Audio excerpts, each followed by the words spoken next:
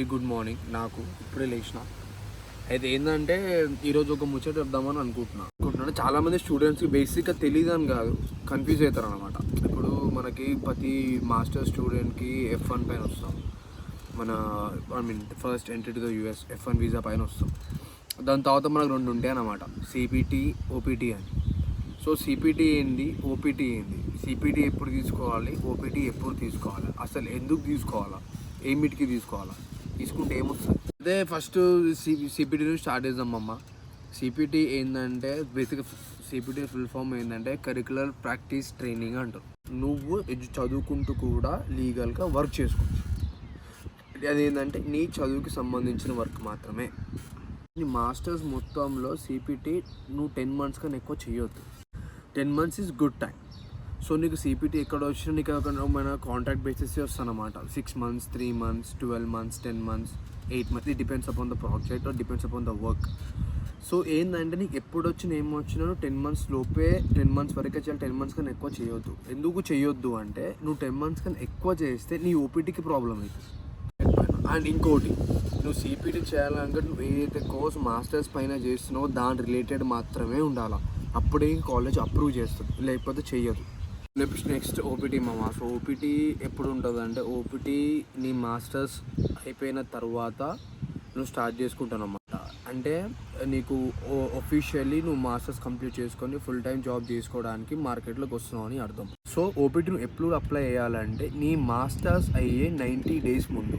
Example, ఇప్పుడు నువ్వు సమ్మర్లో గ్రాడ్ అవుతున్నావు, మేలో గ్రాడ్ అవుతున్నావు అంటే నువ్వు ఫెబ్లో ఆర్ జాన్ ఎండ్లో నీ OPT అప్లై చేసుకోవాలి. USCIS ఉండనంటే ముందు మనం అన్ని ఫిజికల్ డాక్యుమెంట్స్, జిరాక్స్ కాపీస్ అన్నీ USCISకి వెళ్ళి FedEx త్రూ మెయిల్ చేయాలి. సో వాళ్ళన్నీ అది వారు వెరిఫై చేసుకొని మనకి డిసిషన్ చెప్తుండే. ఇప్పుడు ఏంటంటే ఇప్పుడు మారిపోయింది.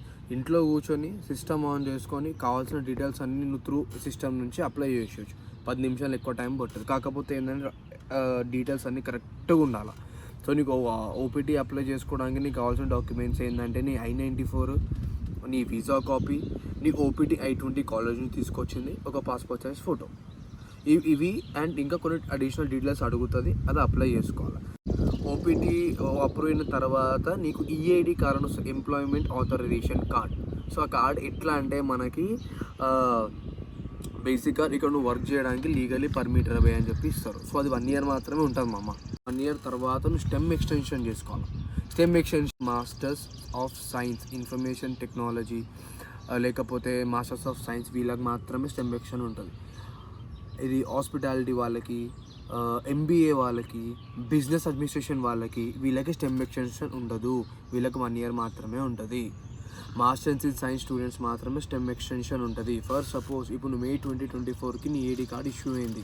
సో మళ్ళీ నువ్వు నెక్స్ట్ ఇయర్ May 2025కి మళ్ళీ 1 year STEM ఎక్స్టెన్షన్కి నువ్వు అప్లికేషన్ పెట్టుకోవాలి. సో మళ్ళీ 3 years ఉంటుంది. సో 2025 అవ్వగానే మళ్ళీ 2026లో మళ్ళీ నువ్వు STEM ఎక్స్టెన్షన్ పెట్టుకోవాలి. సో ఈ 3 years గ్యాప్లో నువ్వు ఒకవేళ H1 వేసుకున్నావు, H1 పికప్ అయింది అనుకో, దర్ ఈస్ నో నీడ్. తర్వాత నీకు H1 transfers, H1 application, H1 ఎట్లా అప్డేట్ చేసుకోవాలా, మళ్ళీ అది స్టార్ట్ అయిపోతుంది. ఇదనమాట. సో ఫస్ట్ ఏంటంటే మనం F1 వచ్చినాక CPT ఉంటుంది. అది మనకు ఆప్షనల్, మనం తీసుకోవచ్చు తీసుకోకపోవచ్చు, కంప్లీట్ డిపెండ్ ఆన్ అస్. దాని తర్వాత OPT ఉంటుంది. OPT ఏంటంటే నువ్వు ఫుల్ టైం వర్క్ చేసుకోవడానికి USలో లీగల్ అనమాట. 2 years F1 వస్తుంది. దాని తర్వాత నువ్వు OPT వస్తుంది. OPT 3 years ఉంటుంది. ఎవ్రీ ఇయర్ నువ్వు STEM ఎక్స్టెన్షన్ పెట్టుకుంటూ 3 years వరకు నువ్వు పెట్టుకోవచ్చు. సో ఈ మెయిన్ గ్యాప్లో నువ్వు OPTలో ఉన్నప్పుడు మనం H1 ఫైల్ చేసుకోవచ్చు. ఎవ్రీ ఇయర్ ఒకసారి ఉంటుంది. So every year most probably March, April ఉంటుంది. మనము Feb లోపు H1 అప్లికేషన్ పెట్టుకోవాలా. పెట్టుకునే ముందు కూడా మన ఎంప్లాయర్ ఎవరు, అది కరెక్ట్ ఎంప్లాయర్ నిజంగా ఉందా లేదా, ఫేక్ కాదా, ఇవి చెక్ చేసుకోవాలి మామ. చెక్ చేసుకోవడానికి మనకి కొన్ని సైట్స్ ఉంటాయి. లైక్ myvisajobs.com అని ఒక సైట్ ఉంటుంది. ఆ సైట్లో నువ్వు ఎంప్లాయ్, ఫర్ సపోజ్ నేను ఒక అమెజాన్కి వర్క్ చేస్తున్నా, అమెజాన్ కొట్టిన ఒక సెర్చ్ చేసినాము, అది నిజంగా కంపెనీ ఉంటుంది, కింద చూపిస్తుంది. లేదు ఫేక్ అంటే చూపించదు. సో అట్లా ఎంప్లాయర్ రాంగ్ ఉన్న, ఫేక్ ఉన్న కూడా H1 రిజెక్షన్స్ ఉంటాయి అన్నమాట. సో H1 నువ్వు ఎప్పుడు వేయాలంటే నువ్వు H1 నీ జాబ్ ఆఫర్ రిలేటెడ్ ఉంటేనే H1 వేయరు మామ. లేకపోతే ట్యాక్స్ కట్టుకోనికి ఆస్తులు అమ్ముకోవాలి మామ.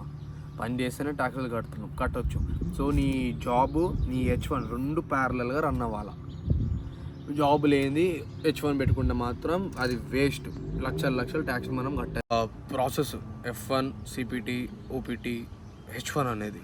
సో ఒక చిన్న క్లారిటీ చాలామందికి ఉండదు కాబట్టి ఎప్పుడెప్పుడు ఏదైతే చేసుకో బెటర్ అని చెప్పి చిన్న వీడియో చెప్పిన. అంటే మనం 401k బెనిఫిట్స్ ఉన్న ఒకటి ఉంటుంది జాబ్ చేసే వాళ్ళకి. సో అది నేను ఇక షార్ట్గా చెప్పలేను, దాని గురించి సపరేట్గా వీడియో తీస్తా. అది చాలా ఉంటుంది, మన స్టూడెంట్స్కి మన ఉండాలి మాత్రం చాలా బెనిఫిట్స్ దాంతో. సో 401k అంటే ఏంది, అది ఎట్లా యూజ్ చేయాలి, మనకి ఎట్లాంటి బెనిఫిట్స్ ఉన్నది అది నెక్స్ట్ వీడియోలో క్లియర్గా ఒక 5 to 10 minutes వీడియో తీసి పెడతా. సో ఇప్పటికైతే మీకు సిపిటి, ఓపీటీ, ఈఏడి, H1 అనేది ఒక ఐడియా వచ్చింది అనుకుంటున్నాను. మీకు వీడియో నచ్చినట్టయితే please do like, share, comment and subscribe to my channel పేరు వచ్చేసి రాజ్ టాక్స్. లాస్ట్ వీడియోలో చెప్పలే ఆ పేరు, ఇప్పుడు చెప్తాను సరేనా. ప్లీజ్ మీకు నచ్చుతుంది అనుకుంటున్నా, ఇలాంటి వీడియోలు ఇంకా ముందు పెడతా, ఇన్ఫర్మేటివ్ వీడియోస్. ఓకేనా మరి, ఓకేనా, ఉంటాం అలా.